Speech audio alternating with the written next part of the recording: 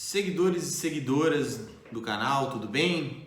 Hoje nós vamos trazer um tema que é bastante interessante e bem comum no dia a dia, principalmente na esfera política e administrativa e que reflete no seu bolso. Benefício fiscal, isenção tributária. É bom ou ruim? Favorece ou não o pagador de impostos? Antes de começar, se inscreve aqui no canal, deixe seu like, segue o Senhor Investidor lá no Instagram, nas nossas redes sociais. Você é importantíssimo para a manutenção das nossas atividades. Pessoal, a isenção fiscal, ou seja, deixar de cobrar tributos sobre um determinado segmento, é positivo? Ajuda a reduzir para o consumidor o preço sobre aquele determinado produto? Não. Nossa, mas não assim? Como assim? Se você deixa de pagar um imposto sobre determinado produto, automaticamente o preço dele cai? Não necessariamente. Não adianta a gente falar desse tema sem falar um pouquinho sobre orçamento público, pessoal. Orçamento público, para que você saiba, é aquele que é votado lá no Legislativo, Câmaras dos Deputados, Senado, Câmaras de Vereadores, Assembleias Legislativas, que vincula os gastos da administração. Mas para cumprir esse orçamento, o Estado, quando falo Estado, União, Estados e Municípios, ele tem uma fonte de arrecadação principal: impostos. O Estado vive e investe o dinheiro que você paga de impostos. Então vamos lá. Quando se vota um orçamento, o orçamento tem algumas previsões. O Estado vai, basicamente, 50% do que é arrecadado vai pagar de dívida. Nossa, mas como assim dívida? Sim, a União paga mais da metade daquilo que arrecada em juros de dívida. Tá? Dívida já que vem de algum tempo, dívida antiga. Aproximadamente 40% do que é arrecadado é pago para a manutenção da própria máquina pública. Ou seja, servidores, deputados, presidente da República, demais segmentos da administração pública, ou seja, aproximadamente 40% de tudo que é arrecadado é pago para manter estrutura. Nós estamos falando aí de 10% ou menos que retorna para a sociedade com saúde, educação, investimento em saneamento básico, estradas, manutenção de estradas, uma fatia ínfima do que a União arrecada, do que os estados arrecadam, retornam para o cidadão. Então, por que a isenção ela não é boa? Porque sempre que existe uma isenção sobre um determinado segmento, automaticamente e obrigatoriamente tem-se que sobretaxar, que aumentar os tributos sobre outro segmento para repor aos cofres públicos o valor que seria arrecadado com aquele tributo que deixou-se de cobrar. Vou dar um exemplo claro aqui de como isso não funciona. O Brasil concedeu mais de 20 bilhões de benefícios fiscais para indústrias automobilísticas. E mesmo assim, a Ford parou de exercer as suas atividades industriais aqui no Brasil, tendo inclusive optado por permanecer na Argentina, que enfrenta uma crise financeira muito pior que a nossa há muito mais tempo. Mas lá, a segurança jurídica, a segurança tributária é melhor do que aqui. Mas mesmo com a isenção, por que as indústrias não conseguem se permanecer, ficar competitivas? Porque a indústria precisa que você tenha condições de compra. No fim da equação, você, pagador de impostos e consumidor, é quem dá as ordens para que o ciclo do mercado funcione. Então, se uma indústria tem uma isenção tributária e consegue produzir um produto um pouco mais barato, mas ao mesmo tempo você paga mais impostos em um outro segmento, no final das contas você vai continuar com a mesma condição de compra. Ou seja, o governo tira os impostos de um produto, acrescenta em outro e você acaba pagando a mesma coisa. Entendeu o porquê que não é tão vantajoso? Entenda o mercado como um ciclo. E nesse ciclo você paga o seu imposto passa por uma série de segmentos e retorna até você. Nessa proporção, infimamente.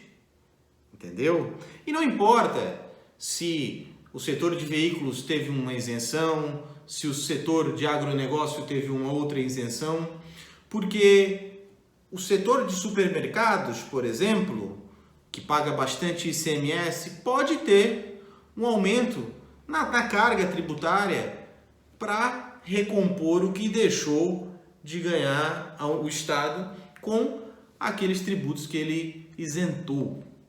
Isso, claro, o exemplo que eu dei foi para os impostos estaduais, né? Mas um exemplo clássico. O governo Jair Bolsonaro deu uma isenção dos impostos federais para diesel e gás de cozinha. Em contrapartida, para repor o que deixou de arrecadar com isso, aumentou alguns tributos que eram cobrados dos bancos, que automaticamente repassam isso ao consumidor.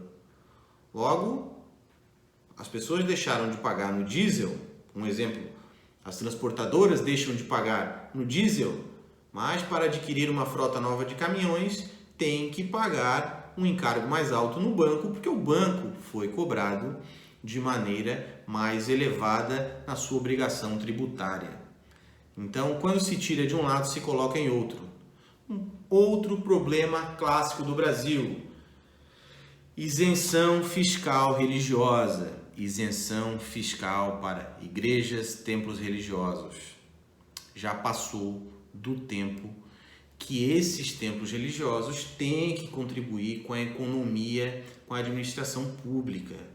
Hoje, as igrejas são, além de uma fonte de inspiração, de uma fonte de tratamento espiritual, mas também um grande arrecadador, um grande prestador de serviços, um grande consumidor de serviços, proprietária de imóveis. Então você já imaginou quanto que o Estado deixa de arrecadar das igrejas? Valor esse que poderia ser retirado das pessoas mais pobres? É de se pensar. A isenção tributária ela só faria sentido no Brasil hoje se nós tivéssemos uma reforma administrativa bastante ampla. Não tem como cobrar menos tributo de você se a máquina pública continuar inchada. Se você tiver que manter a administração pública que consome mais de 40% do que é arrecadado. Então, pessoal, sempre que você observar algum político, algum membro da administração prometendo isenção tributária, questione qual vai ser a medida a ser tomada para repor aquela perda que o Estado vai ter de arrecadação, tá? Porque isso vai afetar você. Ok, você paga o gás de cozinha mais barato, mas paga o arroz mais caro, porque aumenta o IPI, por exemplo, sobre o arroz. Você paga o gás de cozinha mais barato, mas você começa a pagar mais na energia elétrica, porque aumenta o imposto na energia elétrica. Então o reflexo, enquanto não diminuir os gastos públicos, porque a dívida está aí, vai ter que ser paga, e o Estado também tem que ser mantido. Mas é necessário manter um Estado desse tamanho, uma máquina pública desse tamanho? Então, lobbies tributários são muito comuns, descontos tributários são bastante comuns. Ocorre que não existe redução tributária sem que o orçamento público seja reduzido com a respectiva redução do custo do Estado, do valor da máquina pública. Entendeu, pessoal? Por que essa engrenagem é tão complexa e por que você precisa ter conhecimento disso para não cair num possível estelionato eleitoral? É muito fácil prometer para o pagador de impostos isenção sobre os produtos mais comuns. Mas se isso de fato vai ter reflexo na sua vida, é uma outra situação. Então, quer mais dinheiro no seu bolso? Pague menos impostos. A única maneira de pagar menos impostos é diminuindo o tamanho da máquina pública, tá? Mantendo um Estado, necessidades básicas, saúde, educação, segurança pública. É isso que o Estado precisa lhe fornecer. Tá? O Estado não é empresário, o Estado não precisa empreender e não precisa manter principalmente empresas dando prejuízo. As empresas públicas que dão prejuízo, que alguns setores políticos não querem privatizar, sabe quem mantém? O seu tributo. Então, para manter uma empresa que... Eu não vou citar nomes, mas no Brasil aí tem uma empresa de correspondências que dá prejuízo. Sabe quem mantém essa empresa? Pagador de impostos. Sabe quem pagou o prejuízo da Petrobras? O pagador de impostos. Sabe quem paga o fundão eleitoral? Sabe quem paga as férias dos deputados, os recessos, o cafezinho? Então, pessoal, é necessário, estritamente necessário, que se faça uma reforma administrativa e depois uma reforma tributária. Você não vai conseguir pagar menos impostos enquanto o Estado demandar uma alta quantidade de dinheiro para se manter. Perfeito? Isso é importantíssimo para os negócios porque elucida uma grande dúvida brasileira. Fiquem atentos, na próxima semana, nos próximos dias, vamos ter aí energia limpa, ESG. Vamos falar sobre investimento em energia limpa. Gente, tema atual, tá? Beleza? Sabendo disso, aguardo vocês nos próximos vídeos. Um abraço!